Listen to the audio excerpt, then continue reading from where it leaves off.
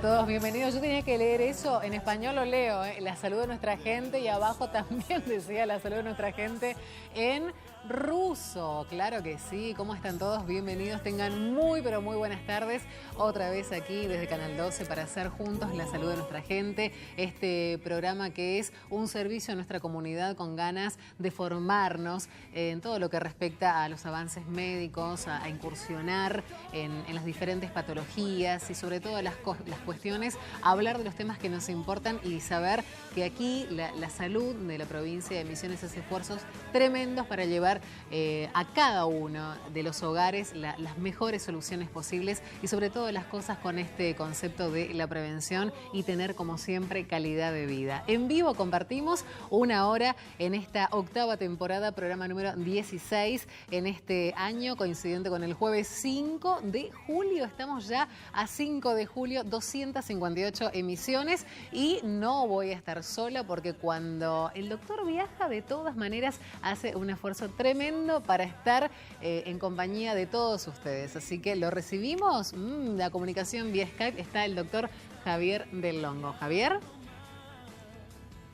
Hola Fernanda, hola a todos. Bueno, estoy muy contento de estar otra vez en la salud de nuestra gente. Hacía 2 sábados que no estaba con el tema dos jueves que no estaba con el tema del Mundial. Sí. Nos habíamos quedado un poco fuera, pero ya estamos de nuevo, así que contentos aquí y transmitiendo en este caso desde lejos. Desde lejos. Pero se lo ve muy bien. Desde lejos. La salud de nuestra gente. Exactamente, pero se lo ve muy bien al doctor, así que vamos a ver exactamente dónde está, ¿sí? Hay una ubicación, tenemos ahí un GPS y lo vamos a ubicar, doctor, a ver específicamente en qué lugar del planeta Tierra se encuentra. En este momento estoy en Rusia, en Moscú. Wow. Llegué esta mañana a Moscú. Después de un viaje eterno, porque el viaje fue, bueno, haciendo escala en Portugal, pero bueno, definitivamente estoy acá en Moscú y disfrutando un poquitito de lo que es Moscú, de lo que significa la historia, también estudiando bastante sobre las enfermedades que hubieron, cómo se desarrollaron, la gente importante que tuvo Rusia durante un montón de tiempo y que también nos deja una connotación histórica con respecto a las patologías que padecían y que también las vamos a ver a lo largo de todos los programas que vamos a tratar. Bueno, pero la pregunta de muchos es también, si usted viajó por el Mundial, doctor, quería aprovechar también para ver algunos. Vos sabés que viajé por una circunstancia familiar, por vacaciones familiares. Que esté de vacaciones no significa que no esté concentrado en seguir adelante con el programa y todo eso. O sea que estoy de vacaciones del consultorio, de la cirugía y todo, pero no del programa que lo sigo haciendo. Muy bien. El Mundial era una coincidencia que, bueno, lamentablemente no fue mucha coincidencia. Porque no fue.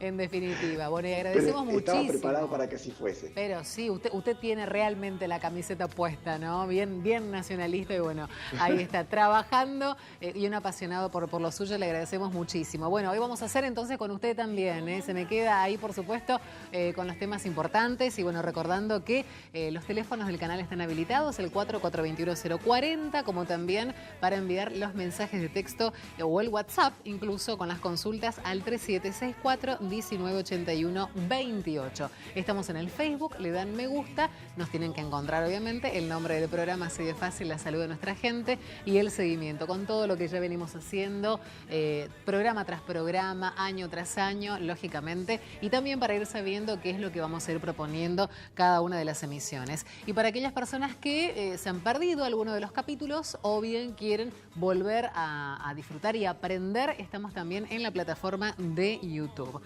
Doctor, a Moscú, a Rusia se llevó también su atuendo, ¿no? ¿De Laredo? Por supuesto estoy vestido de Laredo, así que agradecemos, como desde hace 8 años, a Laredo, que nos acompaña año tras año, programa tras programa. Y viaje tras viaje. Sí, muchas gracias. También, viaje tras viaje. Sí, inclusive en el viaje.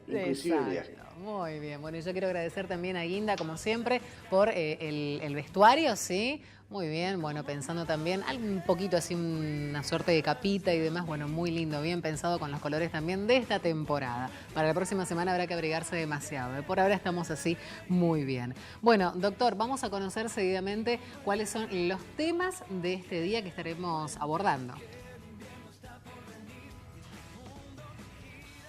Muy bien, ahí la placa dice, vamos a hablar acerca de la hemofilia, también de las enfermedades de transmisión sexual y los cuidados para la gripe y el resfrío. Los invitados del día de hoy, la doctora Aide Bernard, hematóloga, la doctora Mabel Rinaldi, ella es infectóloga, la doctora Noelia Báez, ginecóloga. Muy bien, son las 16:06 acá. Allí, ¿qué hora es? Vos sabés que acá es una cosa rara, acá son las 10 y las 16 de la noche, o sea, 22 horas, y recién se está empezando a poner el sol. ¿Qué tal? O sea que todavía es en Moscú. Todavía. Y llama un poco más la atención es que no solamente es de día en este momento, sino que amanece a eso de las 3 de la mañana. Claro. Son muy pocas horas las que hay de noche. ¿Y le ha cambiado el sueño? ¿Cómo? Bueno, en realidad me dice que recién ahora estaba arribando, pero me imagino que va a ser también, ¿no? Un cambio interesante en su sueño, porque bueno, a esta hora con el sol... Exactamente. ¿No? Ese es un fenómeno que se llama jet lag, que justamente sucede a las personas que viajan y cruzan usos horarios. Sí.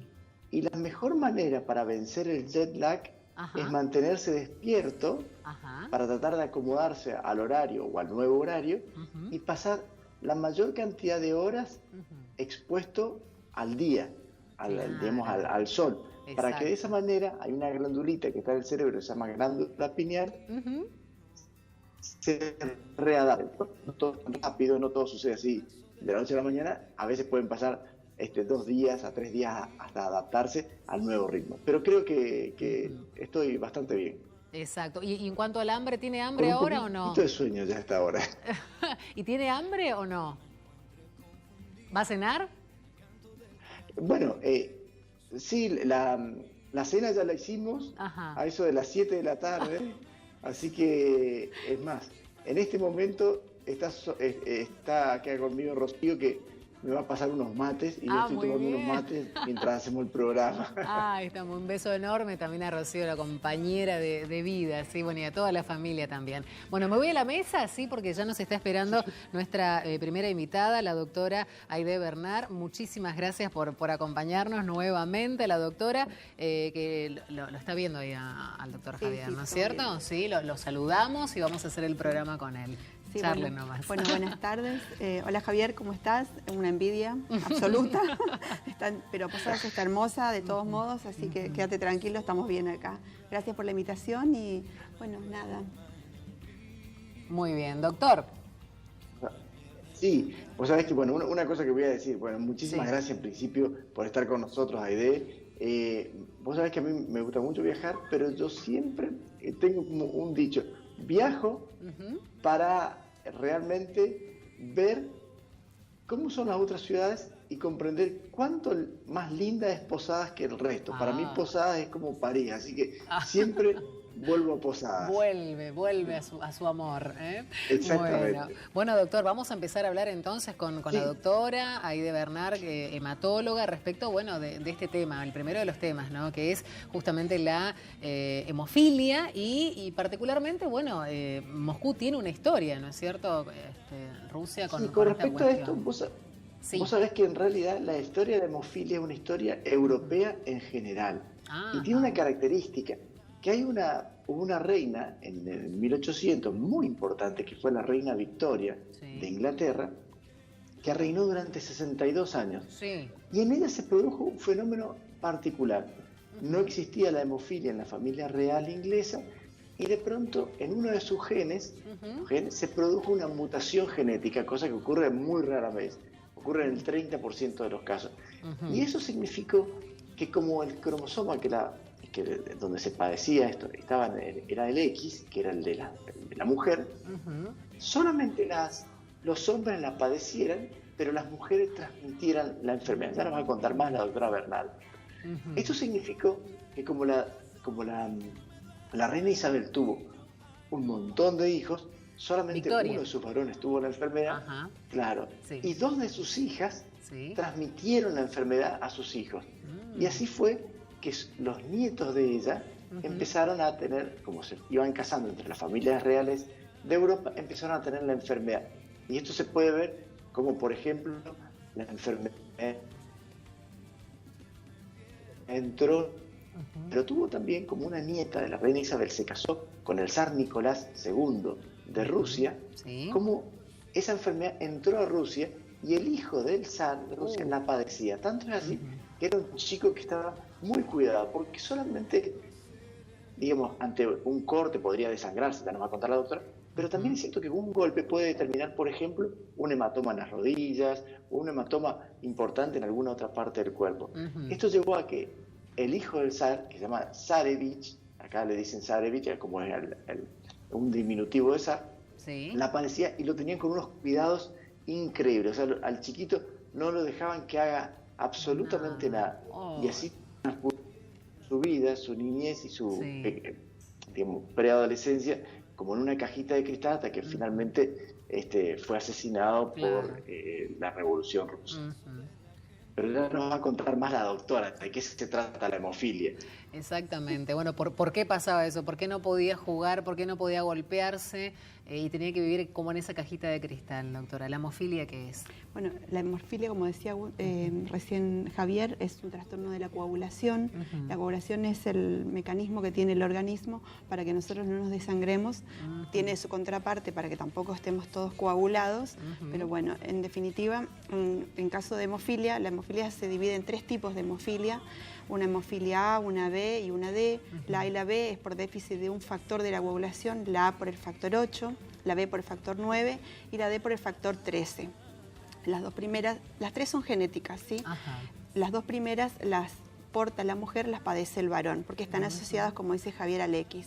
La otra, la 13, en realidad tiene que ver con un mecanismo recesivo y en realidad tanto mamá como papá deben padecerla para que uno la pueda heredar. Entonces, por lo tanto, esa sí se puede dar en mujeres y varones. Las más conocidas son obviamente la A y la B, por déficit de factor 8 y déficit de factor 9. Sí. Esa sería la razón por la cual uno tiene un trastorno en la coagulación.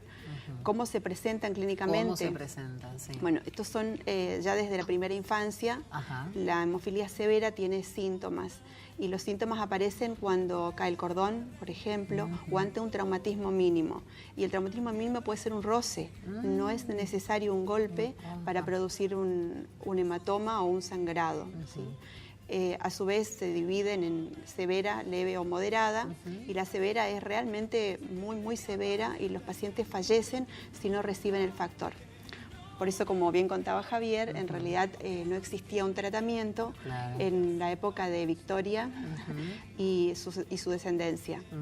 Entonces muchos de sus descendientes fallecieron a temprana edad, entre los 2, los 4 o los 30 años. ¿Y cómo habrían diagnosticado en esa época también, no? ¿Qué habrían dicho? Teniendo básicos datos, viendo, observando nada más, ¿no? Y lo único que tenían era eso, la observación clínica.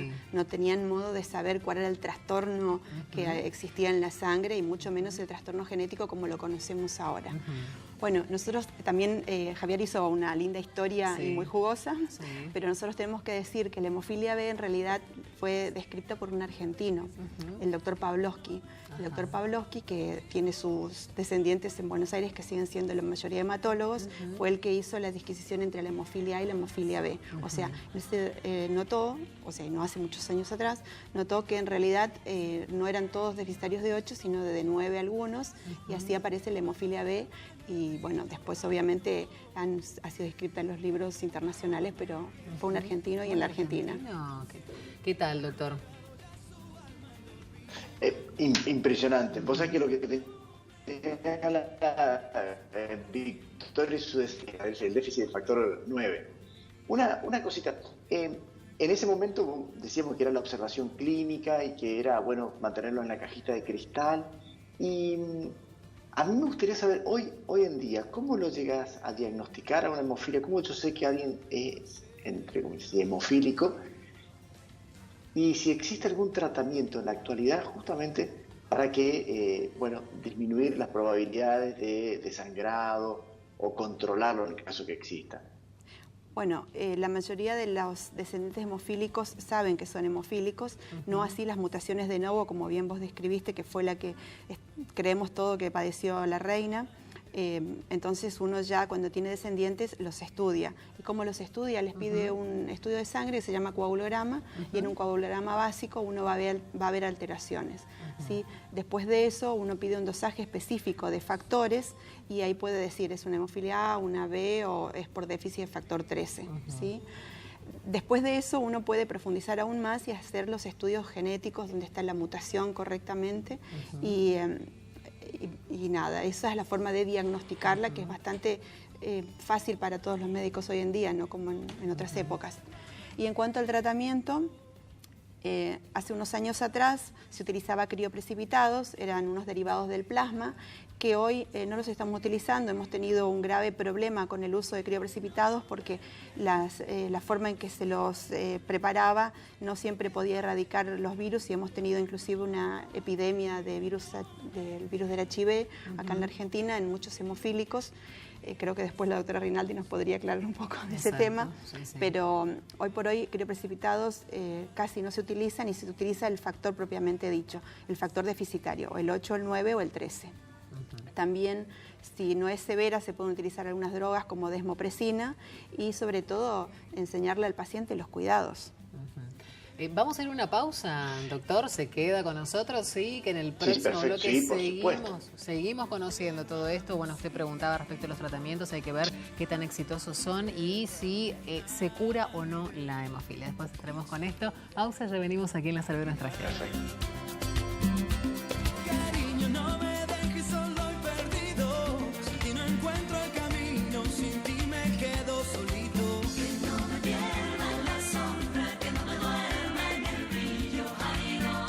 Ay, qué hermosas esas imágenes, por favor, de Moscú. Ahí está el doctor Javier Del Longo. Estamos haciendo este programa, por supuesto, con su presencia, así, vía Skype, la comunicación, lo escuchamos muy bien. Doctor, decía, repaso rápido, ¿cuándo dijo que llegó a Moscú? ¿Me escucha? Esta mañana a las 6:20 de la mañana.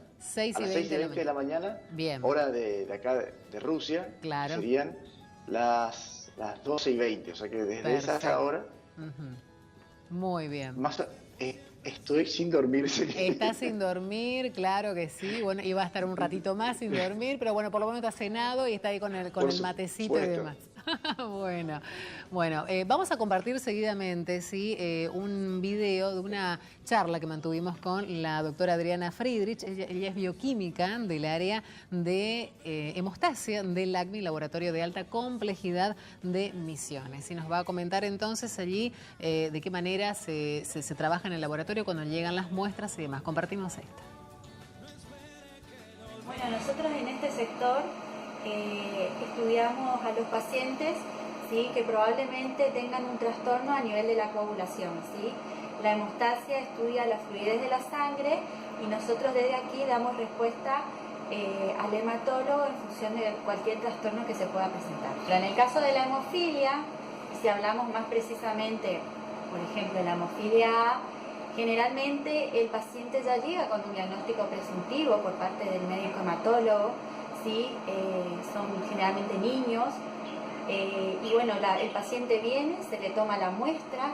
Una vez que le tomamos las muestras, que es en estos tubitos, ¿sí? Al paciente lo que le hacemos es en este equipo, ¿sí? Le medimos, le hacemos determinadas pruebas en función del resultado que el paciente pueda tener. El médico hematólogo va a poder clasificar así al paciente en una hemofilia leve, moderada o severa.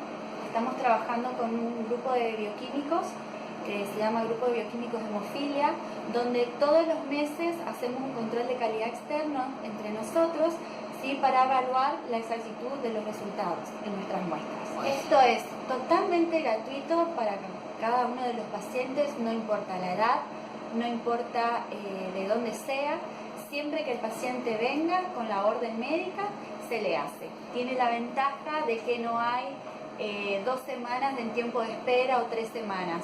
Si no hay ningún tipo de inconveniente, el resultado sale o en el día o para el día siguiente. La hemofilia tiene una incidencia de 1 en 10.000 habitantes, ¿sí? Y nosotros acá como laboratorio, como sector, tenemos 12 pacientes, ¿sí?, que estamos siguiendo que son hemofílicos. De hemofilia B, que es por déficit del factor 9, tenemos un pacientito, ¿sí?, que la incidencia es 1 en 50.000, que es gratuito, que tenemos un amplio panel de determinaciones para cualquier trastorno, ¿sí?, ya sea asociado a hemorragias o si no a trombosis, que pueden venir de lunes a viernes, ¿sí? No sacan su turno y van a ser atendidos rápidamente y con resultados lo más rápido posible. Muy bien, laboratorio, sí, el ACMI, el laboratorio de alta complejidad en la provincia de Misiones, para justamente, ¿no?, ahí trabajar en estas cuestiones y diagnosticar si se padece o no de la hemofilia. Doctora, decíamos, ¿no?, esto de los tratamientos que le consultaba el doctor Javier, y estos tratamientos son exitosos, ¿hay cura? En realidad la hemofilia no es una enfermedad curable, es un trastorno genético, por ende no es curable. O sea, el individuo nace en su código genético con esta alteración y no la podemos corregir. Lo que sí se trata, y se tratan con mucho éxito. Existen factores, los factores se deben infundir y existen posibilidad de infundirlos a demanda cuando el paciente tiene un traumatismo o cuando tiene un hematoma o cuando tiene una hemorragia, o también cuando son muy niñitos se los puede poner en un programa de profilaxis, ¿sí?, en el cual se administra el factor 2 o 3 veces por semana. Así que son muy buenos los tratamientos, son realmente exitosos, pero no tiene cura. ¿Doctor? Sí, tengo una preguntita. Estuvimos hablando de que esto estaba ligado al sexo, que la padecían los hombres, pero que también en algunos de los puntos dijiste que tanto hombres como mujeres podían ser hemofílicos, ¿sí? En alguna de las... En una de las variantes. De las 3, en una de las variantes. En uno de los momentos de la vida de la mujer es el nacimiento, por parto o por cesárea, y que también trae aparejado una pérdida de sangre, que si bien el organismo está preparado para tratarla, para combatirla, en una persona que padece la enfermedad, eso me imagino que debe repercutir un poco más y ustedes, los hematólogos, deben hacer más esfuerzos en tratar de controlar eso. Pero la recomendación es, una paciente, una mujer que tenga hemofilia, que uno sepa porque ha hecho el diagnóstico, ¿puede quedarse embarazada y podría ser mamá? En realidad eso tiene que ver con un consejo genético. Es un tema bastante difícil de opinar sobre eso porque si una mujer es hemofílica, seguramente que su descendencia va a ser hemofílica. Entonces creo que queda a criterio de la paciente si va a ser o no mamá. De poder serlo, obviamente se puede. No, pero, desde el punto de vista médico claro, se pero puede. Me refiero al parto. Sí, desde el punto de vista médico se puede, porque en realidad lo que hay que hacer es reponer el factor del cual es deficitaria.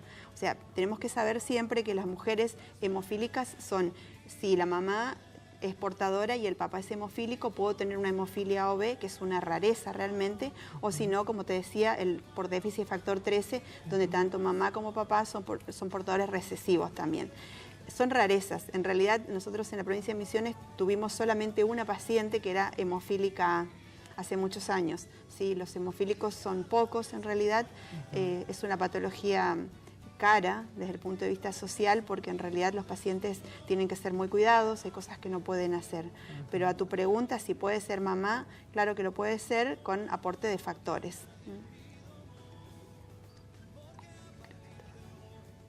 Estos aportes de factores se hacen durante el embarazo y particularmente durante el nacimiento. Claro, durante el acto quirúrgico, si es a una cesárea o durante el parto, si se decide un parto, la mayoría de las veces estas mujeres se les sugiere una cesárea porque es mucho más controlable el sangrado, ¿no?, que un parto que puede durar muchas más horas. También con las mamás que son portadoras que van a tener hijos, los hijos, si son varones, pueden ser hemofílicos y esos niñitos deben ser rápidamente controlados, y vos, como sos ginecólogo y algo obstetricista vistes en algún momento, sabés que muchos niñitos nacen con cefalohematomas. Así que, y eso induce a pensar que el chiquito va a tener una hemofilia, por ejemplo. ¿La hemofilia se convierte en algún factor de riesgo para otra patología u otra enfermedad, doctora? No, lo que los pacientes con hemofilia pueden tener son complicaciones en realidad. Cuando tienen sangrados, los sangrados más habituales son de las articulaciones, ¿sí? O sangrados mayores, hemorragias digestivas.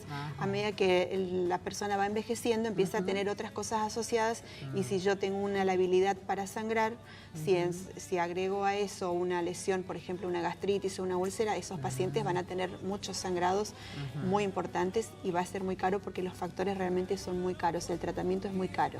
Si bien es efectivo, es caro. Y también hay que tener mucho cuidado porque si el uso no es adecuado del factor, pueden desarrollar un inhibidor y ese factor después no puede ser utilizado más. Entonces deja de ser efectivo el tratamiento. O sea que son patologías muy controladas. Los pacientes están totalmente bajo control de personas que saben manejar hemofilia. Nosotros en la provincia tenemos 3 médicas que se dedican a hemofilia exclusivamente, que son, trabaja una con nosotros la doctora Beligoy, la doctora Sandra Borchichi que hace niños y la doctora Maya Yueri en El Dorado. Ellas son las referentes de la Fundación de la Hemofilia acá en Misiones. Doctor, la vamos despidiendo a la doctora, ¿sí? ¿Quiere darle algún mensaje? Bueno, muchísimas gracias, Aide. Siempre para nosotros es un gran gusto que estés en la salud de nuestra gente. Te trajimos específicamente, te lo habíamos prometido que ibas a estar con nosotros acá en el mes de julio, pero igual hay tantos temas que tratar y vos tenés tantas cuestiones que se están haciendo en este momento y que nosotros estamos ansiosos para que vengas al programa a contarnos que antes del fin de año esperamos volver a tenerte en nuestro programa. Bueno, muchas gracias a ustedes, un placer como siempre. Gracias. Y nos vemos pronto. Muy bien, gracias doctora, un gracias placer. A vos. Muchísimas gracias a la doctora Aide Bernard, hematóloga. Estuvimos hablando acerca de la hemofilia. En el próximo bloque, enfermedades de transmisión sexual. Hacemos la pausa, ya volvemos. Ustedes también. Tal vez será mejor, tal vez que no vuelvas a... Qué linda las imágenes, estamos compartiendo, Javier, las imágenes de la familia, ahí recorriendo, sí, Moscú, qué hermoso, realmente. Será mejor caer y volverse a levantar. Ay, estamos tratando... Ahí estamos, estaríamos en dónde. Se cortó ahí, a ver, doctor, vamos a tratar de restablecer.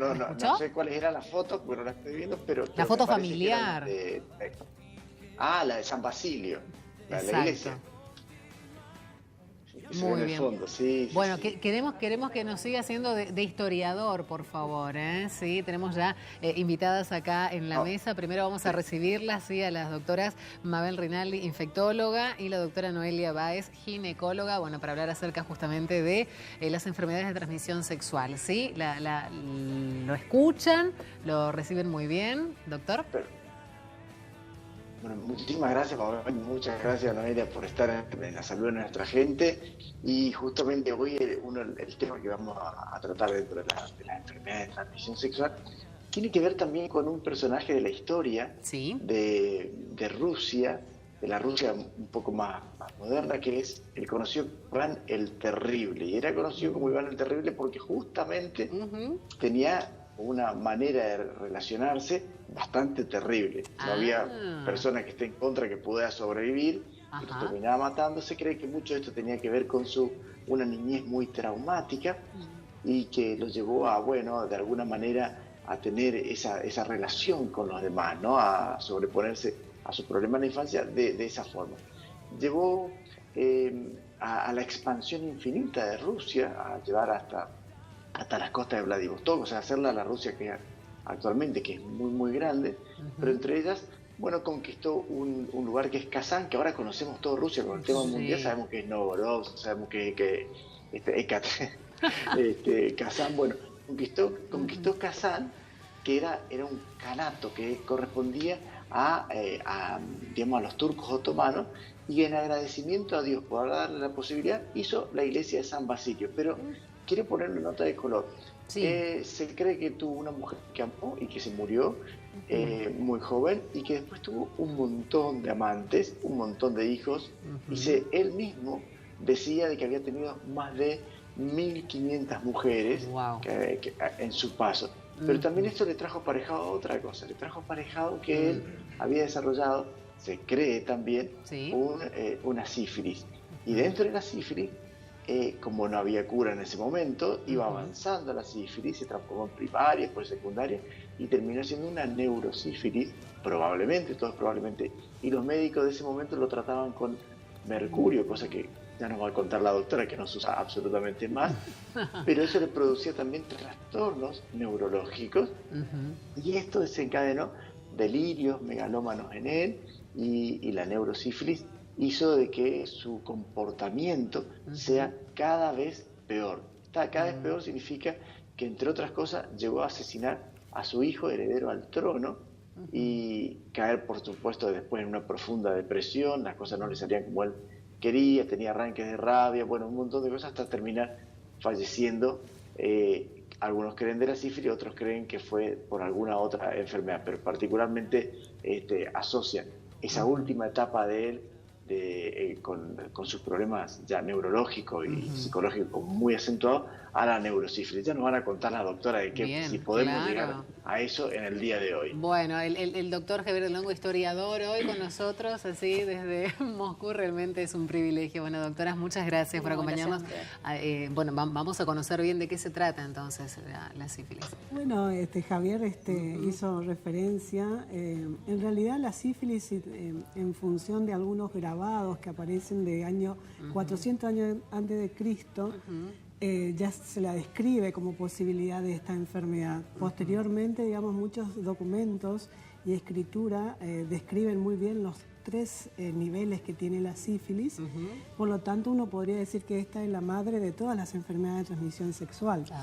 En Rusia la padecieron, bueno, a través de la historia de Iván el Terrible, no solamente de él, sino que había afectado a muchos de la cultura en ese momento rusa, e inclusive se dice que hubo una gran devastación de cerebros brillantes en Rusia en esa época, secundaria a la neurosífilis, que es la última etapa de la enfermedad. Bueno, en realidad la sífilis es una enfermedad de transmisión sexual. Esto quiere decir que el sexo es el mecanismo de transmisión de estas enfermedades. Y si bien hablábamos de la sífilis como madre, hoy sabemos que hay más de 25 enfermedades transmitidas por sexo, ya sean por bacterias, por hongo, por virus, y algunos parásitos. En el caso del virus, lo más patente es el HIV, digamos, pero tenemos otra como el herpes y tenemos otras como el Zika, que también se transformó en una enfermedad de transmisión sexual.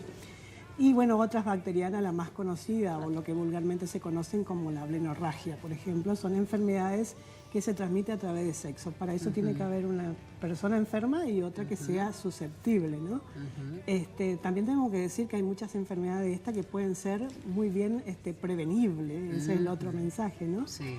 En el sentido de que hay algunas que se pueden prevenir, por ejemplo la del herpes, y también se pueden prevenir lo que es hepatitis C, que también constituye una enfermedad de transmisión sexual, y otras pueden ser tratadas con antibióticos. La sífilis, por ejemplo, hoy en día todavía la podemos seguir tratando con un antibiótico que sigue siendo la droga de elección, como la penicilina. Infección bacteriana. Esa es bacteria, sí. Y lo otro que debemos decir, que otra manera de prevención, y que realmente es importante, porque para muchas enfermedades estas todavía no tenemos cura, que sí son tratables, pero no tenemos cura, es el uso de preservativos. O sea, a través de relaciones, mantener relaciones seguras. Tanto convencionales como no convencionales, digamos, tanto de hombres, entre hombres y mujeres. Como dijo la doc, hay un montón de enfermedades que se transmiten a través de las relaciones sexuales. La mujer la mujer y el hombre en su etapa más precoz, hoy en día se ha visto que debutan de una manera muy precoz los adolescentes. Por eso la edad muchas veces dentro de lo que es, hablando así como una de las entidades, el virus del papiloma humano, el calendario de vacunación nacional se bajó a los 11 años, tanto para hombres como para mujeres, y se pueden vacunar en toda la etapa de la vida fértil, de la vida sexual activa, tanto hombres como mujeres, y hay que empezar desde etapas más jóvenes, desde los 14 años que comienza la adolescencia, hasta los 24 que dura la adolescencia, y de ahí tenemos toda la etapa adulta de tanto hombres como mujeres, de lograr que entiendan que la única manera de no transmitir enfermedades sexuales es cuidándose a través del profiláctico.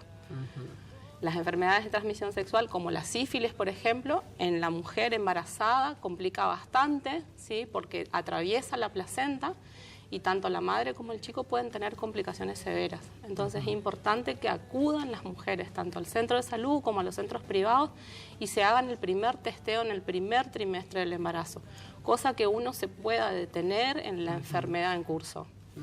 Correcto. ¿Doctor?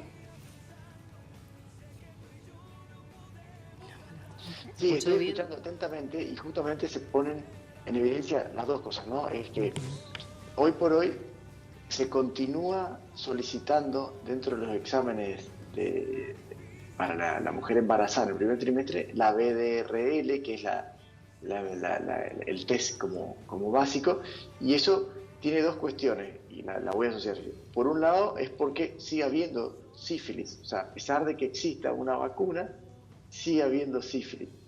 Y lo peor de todo es que porque hay un tratamiento médico, ¿no? Y por otro lado, que como existe un tratamiento médico, entonces ya no me preocupo tanto de la sífilis y creo que el resto no existe, las otras enfermedades, las 25 que nombraron, o sea que uno cree que solamente la sífilis forma parte de las enfermedades de transmisión sexual.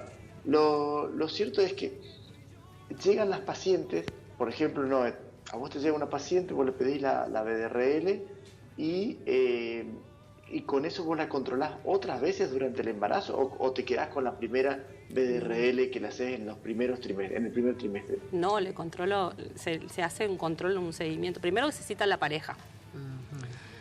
Se cita a ambos, se pide también la BDRL en ambos. Usualmente nosotros trabajamos siempre con la parte de infectología y no, se controlan los títulos, depende, se hace el tratamiento y depende cómo van bajando o van aumentando los títulos, es donde uno tiene que hacer el seguimiento de la paciente. No es que se hace una sola vez y nunca más en el embarazo. Usualmente en un embarazo de bajo riesgo se pide el primer trimestre, yo, por ejemplo, en las 24 o 28 semanas vuelvo a pedir, a las 32 semanas vuelvo a pedir y un mes antes del nacimiento del bebé se vuelve a pedir. O sea, se hace un seguimiento serológico de todas las mamás, de todas las mujeres embarazadas, digamos. Igual también en el control anual ginecológico de una mujer no embarazada, también hay que pedir test de HIV, test de BDRL, todo lo que es hepatitis. O sea, hay que hacerle un control a la mujer, no hay que perder esa consulta de sacarle ese análisis de sangre que le van a pinchar para ver un hepatograma por los anticonceptivos, ya veamos también cómo está la parte serológica. Es muy importante en lo que está comentando Noelia, porque lamentablemente en Argentina... ¿Sabes que tengo una preguntita? Sí. Parte de la... Sí, lo escuchamos. No, yo iba a decir que parte como de la simplificación de la gente que va al médico o por lo menos que no va al médico y se encuentra ese chancro sifilítico que era lo característico de la primera parte de la enfermedad y lo deja pasar.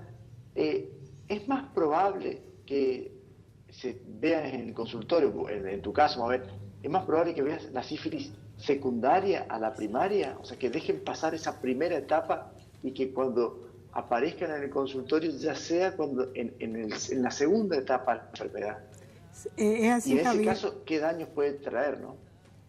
Es así, Javier, en el sentido de que los hombres, que son los que, al tener sus genitales externos, son los que más frecuentemente se dan cuenta de la presencia de una llaga, pero esta llaga es indolora, no mancha la ropa interior y muchas veces aplican cremas y en realidad esta úlcera pueden cicatrizarse resolverse sin dejar ningún tipo de cicatriz. Entonces a veces piensan que esa etapa está curada o esa lesión está curada.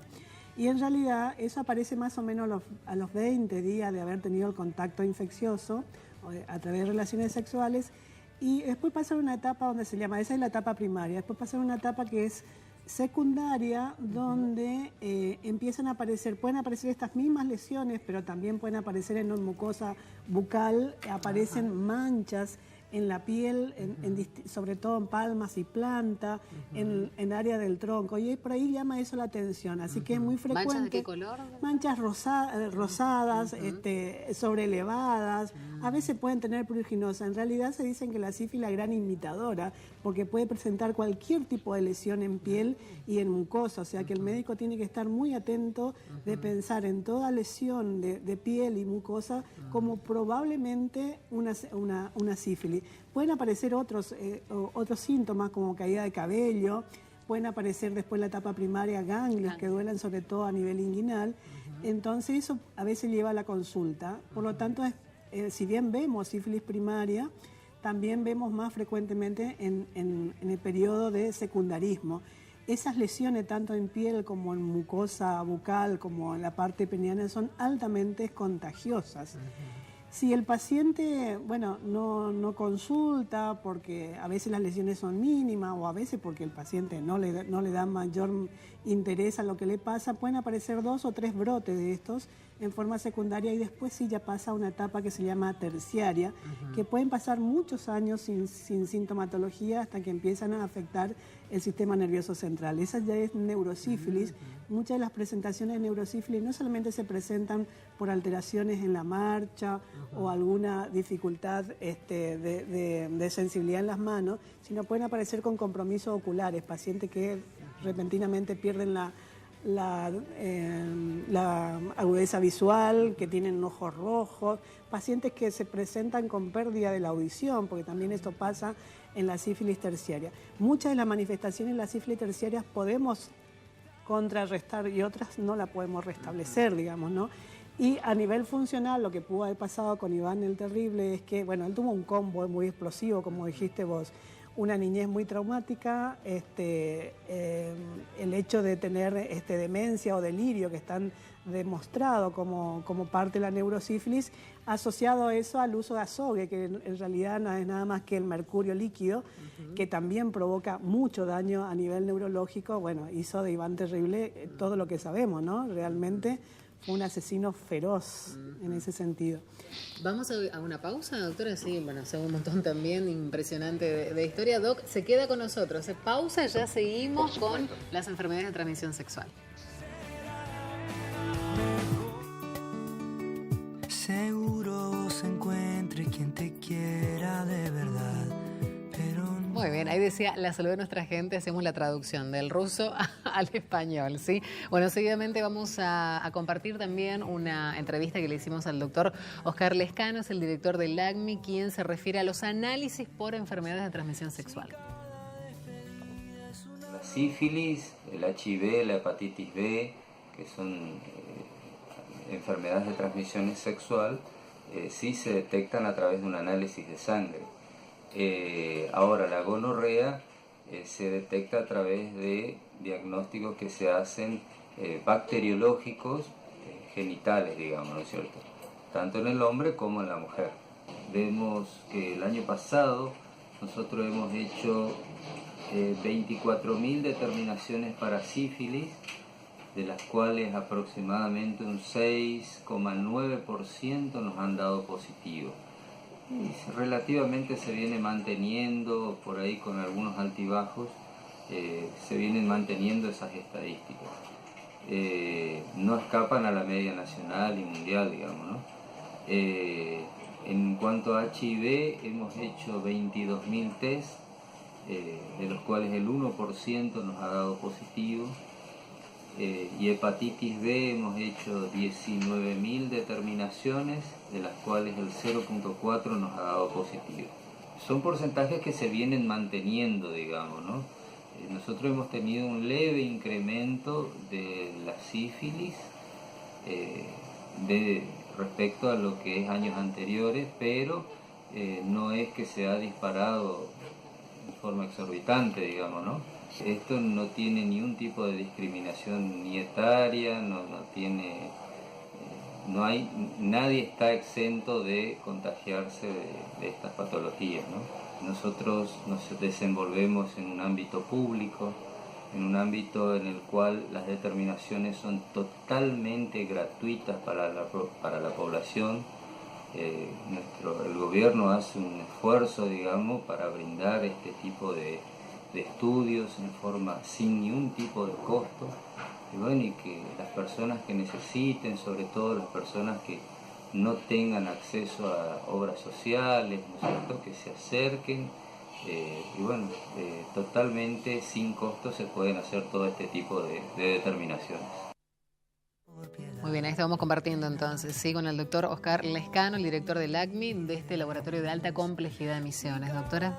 No, lo que te comentaba Javier, que lamentablemente en Argentina a partir del 2011 y 2018 se han triplicado los casos de sífilis, o sea, tenemos un aumento muy importante en sífilis en personas jóvenes, adolescentes y entre la edad de adolescente y 33 años, cosa que preocupa mucho. Y esto está aparejado por el no uso de preservativo.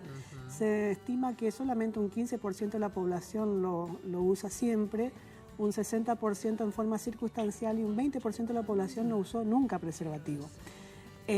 Una de las formas de evitar, digamos, todas estas enfermedades es a través de dos cosas: o no tener sexo, cosa que eso no es factible, imposible, o tener sexo seguro, hasta conseguir una pareja estable, monógama, que tampoco es tan fácil conseguir hoy en día, pero es tener sexo seguro a través del uso de preservativo. Solamente de este modo vamos a poder disminuir la incidencia de muchas enfermedades, sífilis, gonorrea, herpes, papiloma, todas las hepatitis, el virus del Zika. No hay otra forma, lamentablemente. Si bien muchas de estas enfermedades pueden ser muy bien tratadas, hoy muchas de estas no tienen cura, digamos. Y cuando uno adquiere una de las enfermedades de transmisión sexual, pongamos sífilis como ejemplo, uno tiene que hacer el combo de pedir HIV, hepatitis B, hepatitis C y detectar otras enfermedades bacterianas, porque el riesgo de contraer varias enfermedades en el mismo acto sexual es alta. Y lo otro que es la educación, ¿no? Es la educación, fácilmente educar a todas las mujeres, yo hablo por las mujeres que veo en el consultorio, educarlas, hablar mucho. Son enfermedades que lamentablemente no reconocen clases sociales, o sea que todas las podemos tener, se diseminan por todos lados, es muy rápido. Hablar mucho con las adolescentes, evitar que tengan su debut sexual tan pronto, es lo que desde acá queremos transmitir, digamos, que no hay edad, no hay razón, no hay razón social que valga para estas enfermedades. Hay que cuidarse, cuidarlas, cuidarnos. Es la única manera de erradicar ciertas enfermedades. Y la educación en esto es totalmente primordial. En el ámbito en que nos movamos, en el consultorio, en las escuelas y a nivel de difusión masiva. Doctor. Tengo una preguntita más, puede ser para Noé. Se le diagnostica una sífilis, ¿sí?, durante el embarazo. La pregunta es, dos tengo ahí. Una es, esa si se puede tratar en el embarazo a la mujer, y la otra es si tuvo y de pronto no se enteró porque nunca se hizo un control y en el último día de su embarazo se hace un test y le dio que tenía una sífilis, ¿qué le puede pasar a ese bebé? Primero se puede tratar, sí, en el embarazo. El antibiótico más común es la penicilina. Si es alérgica a la penicilina se trata con otro antibiótico. Y en la última etapa del embarazo, si se descubre que da sífilis positivo la madre y a ese neonato, lo más probable es que tenga que ser internado en neonatología entre 7 a 10 días, que es donde los neonatólogos se encargan de hacer el antibiótico al bebé, porque hay pasaje de la bacteria a través de la placenta.